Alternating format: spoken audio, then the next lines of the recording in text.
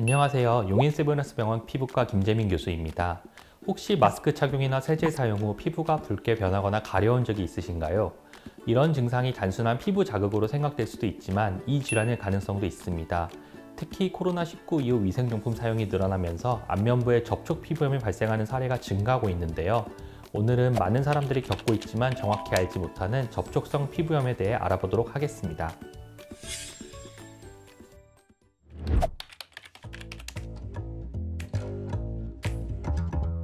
접촉성 피부염은 외부 물질과의 접촉으로 인해 발생하는 피부염증 질환으로 피부과 외래 진료에서 흔히 볼 수 있는 질환입니다. 피부가 외부 자극이나 알레르기 유발 물질에 반응하면서 피부 발적, 가려움, 부종 등의 증상을 유발합니다. 접촉성 피부염은 크게 두 가지 유형으로 나뉘는데요. 자극성 접촉 피부염은 강한 자극 물질로 인해 피부가 손상되어 발생하며 알레르기성 접촉 피부염은 특정 물질에 대한 면역 과민 반응으로 발생합니다.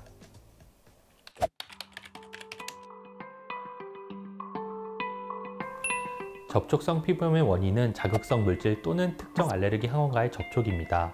자극성 접촉 피부염은 화장품, 세제, 강산, 물 등 강한 자극 물질로 인해 발생하며 특히 주부, 미용사, 건설업 종사자 등에서 발생 빈도가 높습니다. 알레르기성 접촉 피부염은 니켈이나 크롬과 같은 금속류, 화장품이나 향수의 성분, 염색제, 온나무 등 특정 알레르기 유발 물질에 반복적으로 노출된 후 면역 반응이 과민하게 형성되어 재노출 시 발생합니다. 주요 증상으로는 유발 물질에 노출이 되는 부위 주변으로 가려움증, 피부 발적, 부종, 물집 등이 나타나며 증상이 심해지면 물집이나 진물이 나올 수도 있고 전신으로 확장되는 때도 있습니다. 만성화되면 피부가 두꺼워지고 갈라질 수 있으며 2차 감염의 위험도 있겠습니다.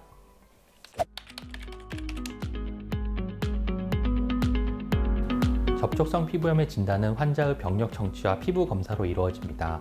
환자의 연령, 성별, 직업, 생활습관 등을 고려하여 질환 발생의 원인을 추정합니다. 특히 알레르기성 접촉 피부염의 경우 기본적인 혈액 검사와 함께 척포 검사가 중요한 진단 방법으로 사용됩니다. 척포 검사는 표준화된 알레르기 유발 성분을 48시간 동안 피부에 부착한 후 반응을 관찰하여 유발 항원을 파악하는 검사법입니다.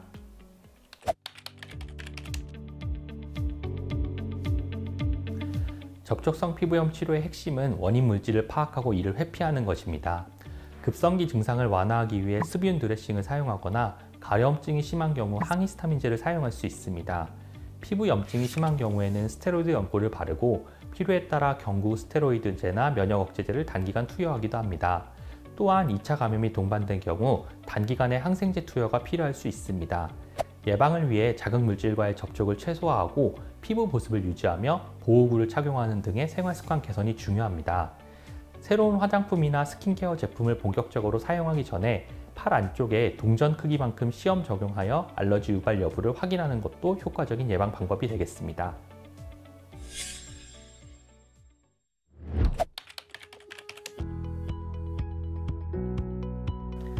접촉성 피부염은 조기에 적절한 진단과 치료를 받으면 충분히 호전될 수 있는 질환입니다. 하지만 증상이 있음에도 대수롭지 않다고 여겨 참고 지내다가 만성화되어 내원하시는 분들이 많아 안타까움을 느낍니다. 특정 부위에 반복되는 피부 발진이나 가려움이 2주 이상 지속된다면 전문의의 진료를 받으시기를 권장해 드립니다. 진료 시에는 어떤 제품을 사용하셨는지, 언제부터 증상이 시작되었는지 메모하여 오시면 더욱 정확한 진단에 도움이 됩니다. 특히 새로 사용하기 시작한 제품이 있다면 가지고 오시는 것이 좋습니다. 감사합니다.